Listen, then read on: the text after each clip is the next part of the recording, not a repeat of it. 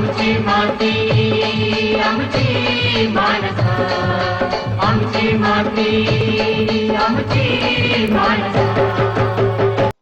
नमस्कार मंडळी, शेतकरी मळ या कार्यक्रमात आपलं स्वागत आहे. आज आपण नांदेड जिल्ह्यात गौर गावातले एका यशस्वी शेतकरी श्री उन्मेष गौरकर यांच्याशी संवाद साधूया. चला तर मग सुरुवात करूया. मी उन्मेष गौरकर, राहणार गौर, तालुका पूर्णा, जिल्हा परभणी. आज मी तुमच्याशी हितगुज करण्यासाठी आलेलो आहे. तर मग उन्मेष मामा, तुमचा मी पहिला प्रश्न विचारू का? हा, विचारा. शेतकरी दादा, तुम्ही तुमच्या शेतात कोणकोणती पीक घेता? आमच्या शेतामध्ये सोयाबीन, हळद, तूर आणि कापूस हे पिकं घेतली जातात. अजून दुसरा प्रश्न, बी पेरण्याआधी कोणती कामे करावी लागतात? बी पेरण्याआधी जमिनीची मशागत करावी लागते. जमिनीची मशागत म्हणजे तिला सुरुवातीला जमिनीला नांगरावे लागते. नांगरणी झाल्यानंतर तिच्यात पाळी, आवताची पाळी घालावी लागते. वखरणी, त्याला वखरणी म्हणतात. वखरणी केल्यानंतर जमिनीला वखरणीच्या 2-3 पाळ्या घातल्यानंतर मग त्यामध्ये ती जमीन पेरण्याकरता तयार होते. म्हणजे हे तर खूप मेहनतीचे काम वाटते, है ना? हो, मेहनतीशिवाय शेती करणं शक्य नाही. आता तिसरा प्रश्न, शेतात मशागत का करतात?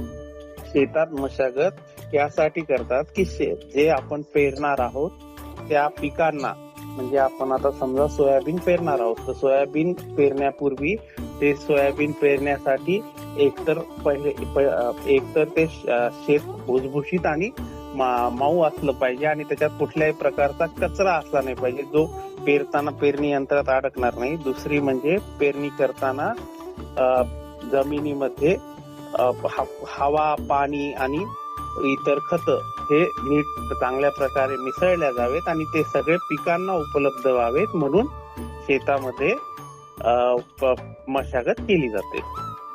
वा, हे तर खूप छान आहे. तर चौथा प्रश्न, शेतात रोपे उगवल्यानंतर त्याची पुन्हा लागवड करावी लागते का? हो, शेतामध्ये आपण जसं उदाहरणार्थ सोयाबीन सारखं पीक पेरल्यानंतर त्याला परत लागवड करण्याची गरज नसते.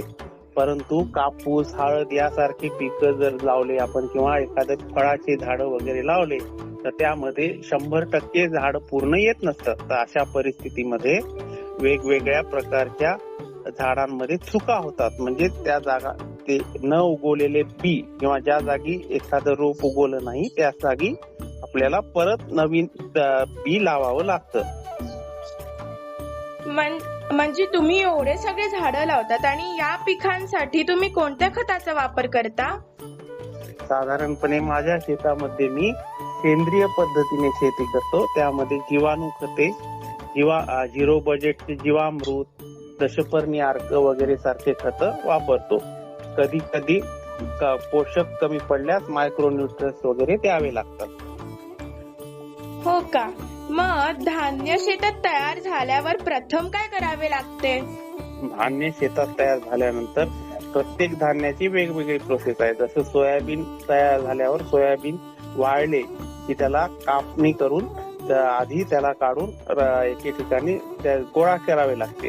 गोळा केल्यानंतर ते नीट वाळले असेल तर त्याला हालर द्वारे सध्याच्या काळात काढल्या जातं. पूर्वीच्या काळी बैल किंवा माणसं हे स्वतः त्या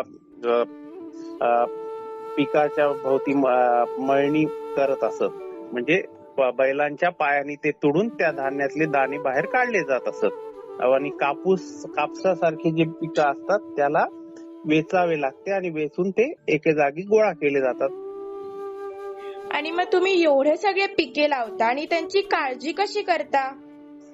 त्याला वेगवेगळ्या वातावरणामध्ये खतं, सुरुवातीला त्यांची पेरणी केल्यानंतर पेरणी करताना बीज प्रक्रिया करावी लागते. बीज प्रक्रिया केल्याने झाडे चांगल्या प्रकारे उगवतात आणि ते उगवल्यानंतर मग त्याला खतं, औषधं यांच्या फवारण्या करून त्याची वाढ कशी नीट चांगल्या प्रकारे होईल आणि त्याच्यातला जो दाना आहे, जो पीक असतं आपलं, उदाहरणार्थ सोयाबीन मधला दाना किंवा ज्वारीतला दाना, गव्हातला दाना, तो पोषक आणि परिपूर्ण होण्याकरता त्याला विविध खतं आणि औषधं वापरावी लागतात.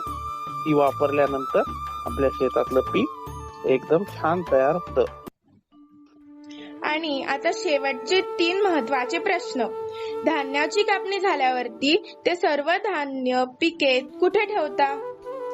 धान्याची कापणी झाल्यानंतर पूर्वीच्या काळी लोकांच्या घरामध्ये कणगी किंवा मोठ्या धान्य ठेवण्याचे कोठार असत, त्यात लोक धान्य ठेवत असत. पण आजच्या काळामध्ये धान्य हे एकतर सरकारी गोदाम किंवा शेतकऱ्यांच्या घरात किंवा आडतीवर, म्हणजे जिथं धान्य विकली जातात त्यांच्याकडे मोठमोठे गोदाम असतात, त्या ठिकाणी ठेवली जातात. आणि धान्याच्या शेतात पक्षी व प्राणी येऊ नये म्हणून कोणती काळजी घेता?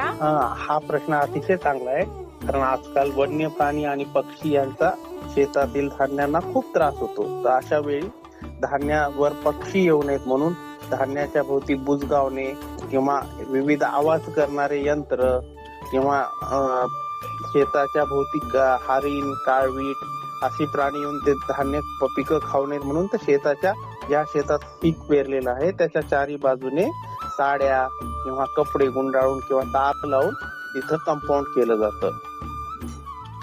आणि धान्य तयार झाल्यावरती सर्व धान्य कुठे नेऊन विकता?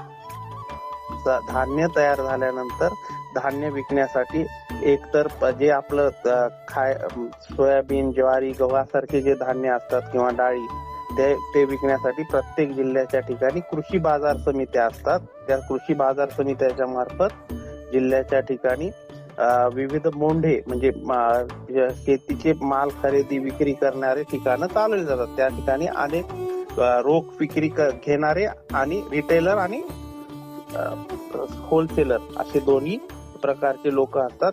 होलसेलर कडे जाऊन शेतकरी माल विकतात. त्या ठिकाणी शेतकऱ्यांच्या मालाला घेऊन जाऊन त्याचं बीट होतं. बीट म्हणजे तिथं त्या मालाचा भाव बोलला जातो. 4 व्यापारी तिथे आलेले असतात, ते भाव करून शेतकऱ्याच्या भावाला पीक देण्याची पद्धत आपल्याकडे आहे.